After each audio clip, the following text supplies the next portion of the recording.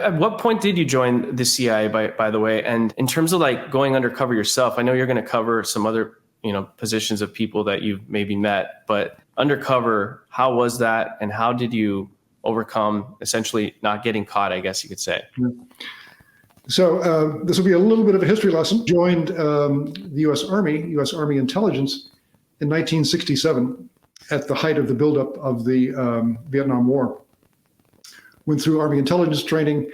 I was not deployed to Vietnam. I was deployed to Germany, just the luck of the draw.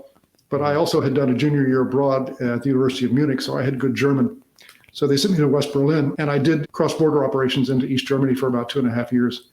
And then literally, I got out of the Army on a Friday afternoon and applied to the CIA on a Monday morning and was in my career trainee class where I met my wife 90 days later. Wow. Are you still, so is that why you remember on Friday that you went in? Because that's kind of the step towards your wife? Yeah. Well, I mean, I remember getting out of the Army, and then I literally traveled down to the Washington area. And on Monday morning, I walked into the overt recruiter with my application form all filled out and applied. That's a great story. I think I've also, from what I understand, correct me if I'm wrong, but you and your wife were one of the first clandestine couples that also mentored other couples in the CIA? Yes. So we entered our career trainee class in January of 1971. And hiring back in those days for the entire U.S. government, but also for the CIA, tended to be very gender specific. So in our entry class, there were 25 guys and 2 ladies. So my wife was one of the very first female career trainees. I'm happy to say that today it's 50-50. That is good. I mean, shout out to her. This reminds me of, I know you're familiar with Andrew Bustamante. He's been making the rounds for the past 2 years on YouTube. You're talking about CIA, and he also met his wife in the CIA. Is that like a really common thing? It is. And some wags have called it the world's most expensive dating service because you figure you're working 10, 12, 14 hours a day. Right. You're not allowed to talk very much about what it is that you do to the outside world.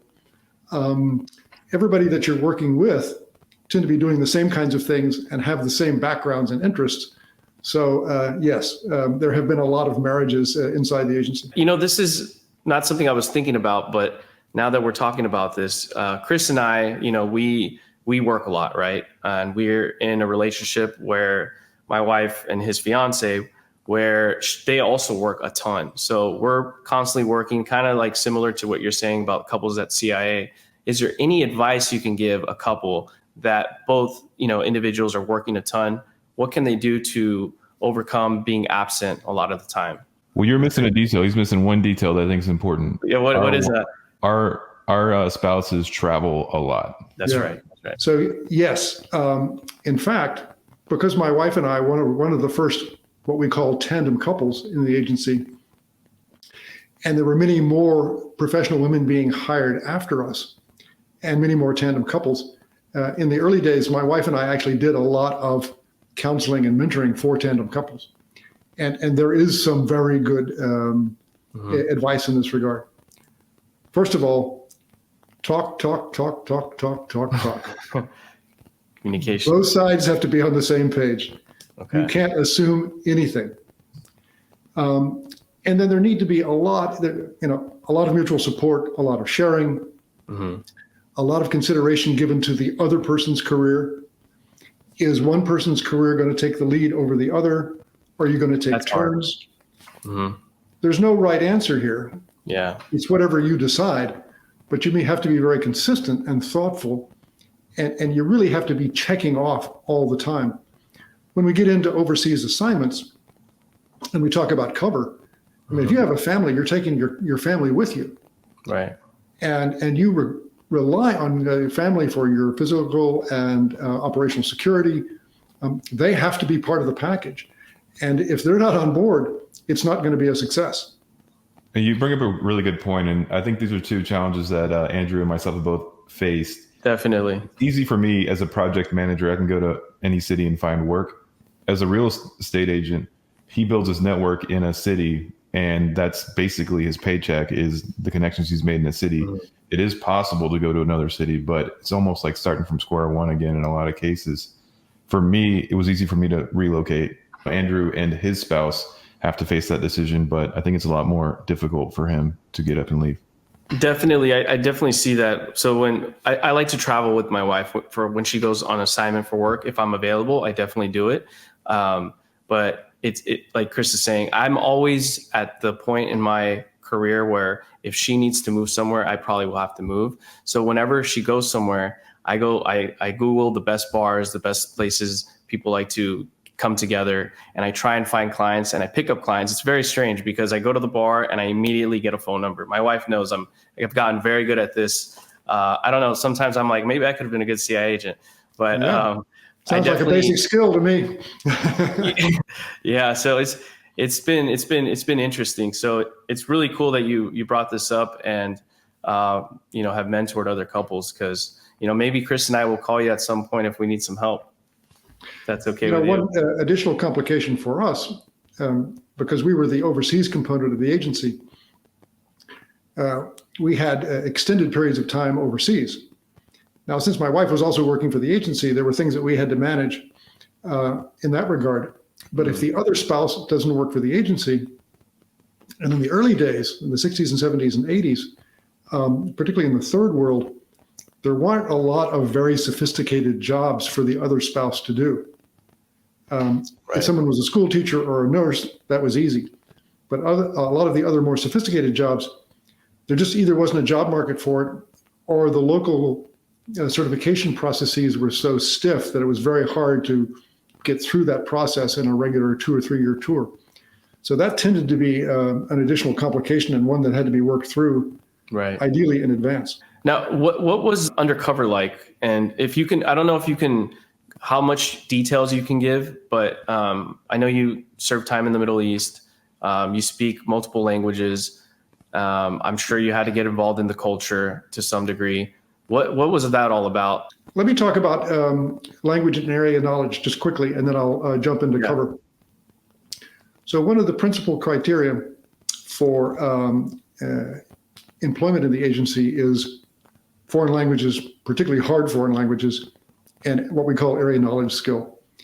As I think you know, Andrew, my parents were Christian missionaries in the Middle East about 60 years ago. I actually grew up in the Middle East as a teenager, went to an Arab prep school in Beirut, and I was the only American, the only non-Arab in the boarding department. So while the curriculum was in English and French, after hours it was all in Arabic. Language is a cornerstone, but it doesn't end with language. It's also history, culture, social norms, religion. Because you're going to be successful at what we do, you really have to understand that person's motivation. Right. You really have to walk their street in their shoes in order to identify with them and their motivations and be at all successful in recruiting them for espionage.